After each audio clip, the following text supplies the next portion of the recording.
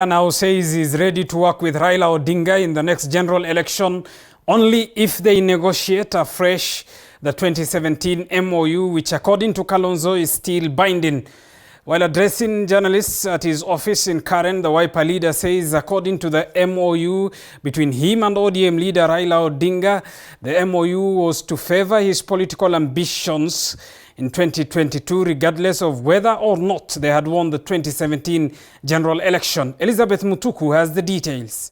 After a long silence on his political direction, Wiper leader Kalonzo Musyoka has broken his silence, this time Kalonzo calling on the ODM leader Raila Odinga and the Azimio la Umoja brigade to revisit the NASA 2017 Memorandum of Understanding before venturing into new talks to form the next government. Therefore, to state as follows. My brother has the option of abiding by the terms of this live legal agreement, live binding legal agreement, and thereby emerging, in my view, as a true national, regional, and indeed continental democratic hero, or he has the option of choosing to act in utter defiance and repudiation of the agreement, and thereby compounding the trust deficit.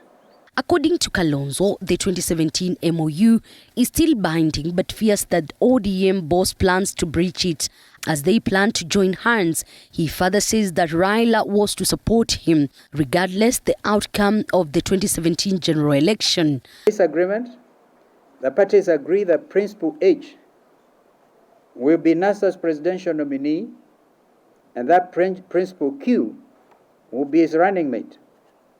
And then, most importantly, this agreement will remain valid until the 2022 elections, whether or not NASA wins the 2017 presidential elections. Please underline the words, whether or not.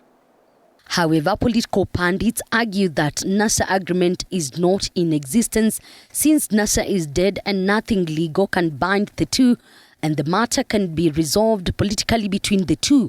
My own reading of that agreement is that the negotiation will begin from there.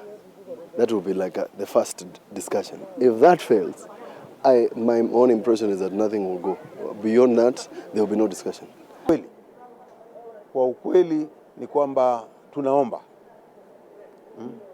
na hata kama mimi ambaye niko ndani ya ODM ni shindikizo langu zuri sana ya kwamba ikiwa baba Raila Amolo Odinga na ndugu yangu mwanasheria ambaye ni mwanasheria mkubwa ndani ya nchi yetu ya Kenya, Kalonzo Musyoka, wataweza kukaa peke yao na waweze kujadiliana kisawasawa.